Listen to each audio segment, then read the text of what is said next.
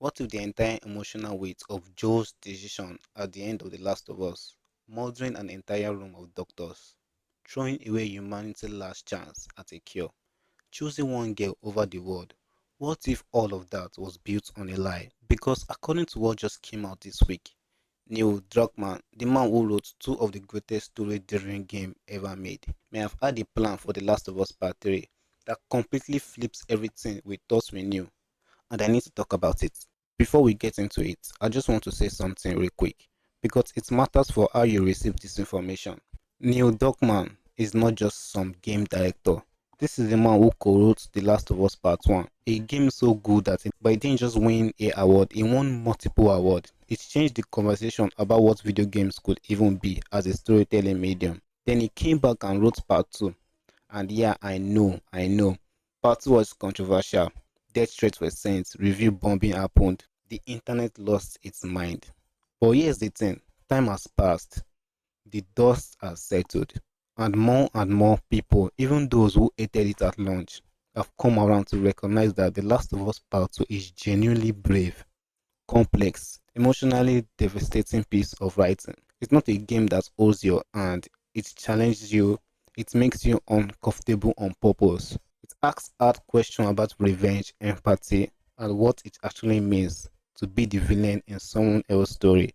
So when I tell you Neil Druckmann has a concept for part 3, I'm not dismissing it.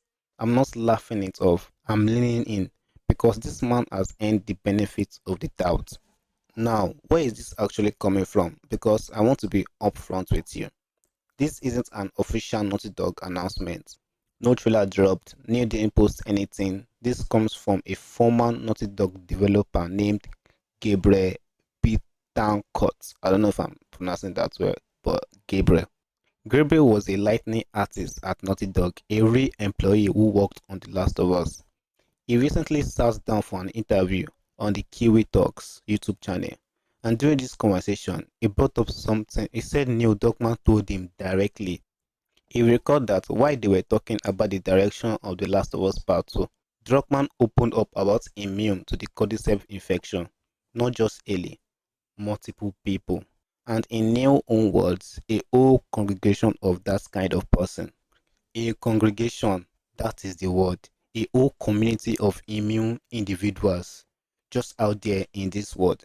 And then Gabriel says Neil told him his vision for part 3 would be to tell, again in Neil's word, a more sophisticated story with multiple playable characters, expanding the narrative beyond just one person. So let that sink in for a second. Okay, so let's actually think about what this means narratively, because this is huge. The entire emotional foundation of The Last of Us Part 1 rests on a single idea. Ellie is the only one. She is humanity's last hope. She is the only known person immune to a fungal infection that has destroyed civilization. And that is why Joe's choice at the end is gut wrenching. He kills Doctor, he lies to Ellie's face, he condemns the world because he cannot let go of this one girl. That choice only hits as hard as it does because of the word only. Only Ellie. No, remove that word and the entire story shifts. Now, Neil's vision seems to be what if we lean into that? What if we take that idea that there are more immune people and we use that to build a whole new kind of story? Not one person carrying the weight of the world, but a community of people who are all different, all immune, all navigating what that means in a world that is being broken for decades. Think about the storytelling possibility there. You've got a group of people who are essentially living proof that survival is possible, that a cure could exist, and the world around them is still brutal. Still factions wearing, still clickers and bloaters and all of it. How does that community actually function? Do they keep their immunity secrets? Are they haunted? Do they form their own society? Are they whispered or feared? If Neil wants to do multiple playable characters, which already worked in part 2, even though people screamed about it, this gives him the perfect structure to do it.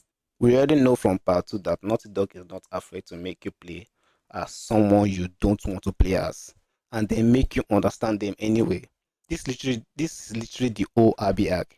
Imagine that applied to an entire group of people. Now, obviously, the internet has thoughts. Of course, it does. This is The Last of Us. The fandom never sleeps. On Reddit's PS5 community, the post blew up almost immediately. The title was literally New Druckman hints that a congregation of immune people could be explored in The Last of Us Part 3. And the response was all over the place. Some people are completely on board, comment like this is exactly the kind of expansion the lore needs, and multiple immune protagonists sound like the natural evolution of what Part 2 was building toward.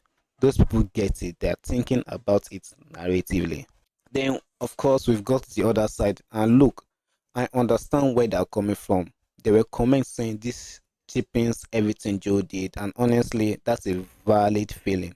Because if there are dozens of immune people out there, then Joe didn't sacrifice humanity only hope. He sacrificed one chance.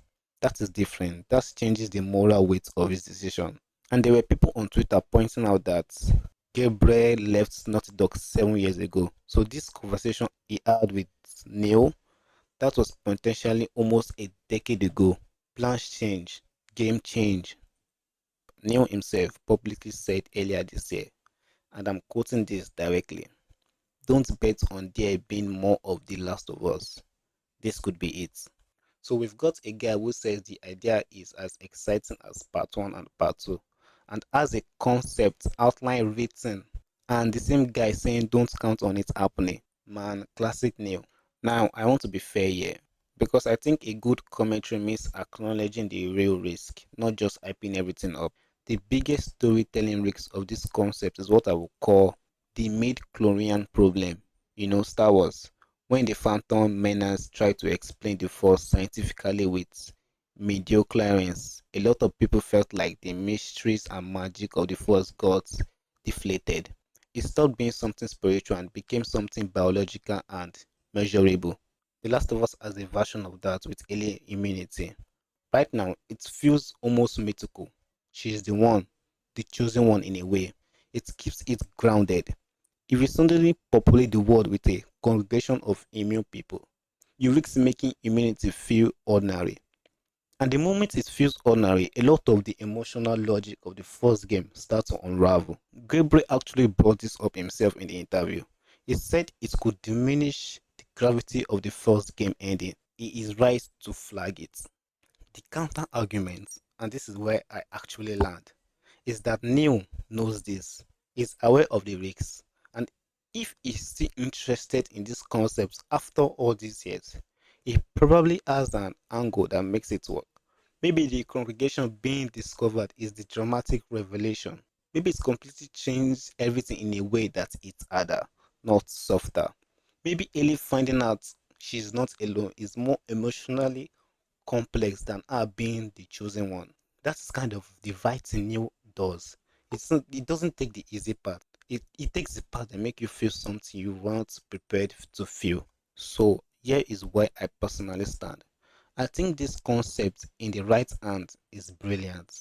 And the right hands are Neil hands. We spent 2 games watching Ellie carry a burden she never asked for. The weight of being the only one, the guilt of surviving when others didn't, the question of whether a life was worth more than a cure.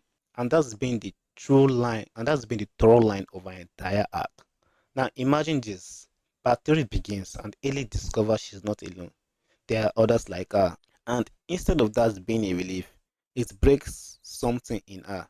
Because her entire ended say everything she sacrificed, everything Joe sacrificed, the reason she pushed through all of it was built around being irreplaceable, and now she's one of many. That is a story I want to see. That is not a story that diminishes part 1. That is a story that uses part 1 as a foundation and builds something even more painful and more human on top of it. And if Neil can make me love and hate and understand Abby, a character the internet wanted to throw into the sun, I fully believe it can make a congregation of immune people feel as personal and grounded as any story is told before.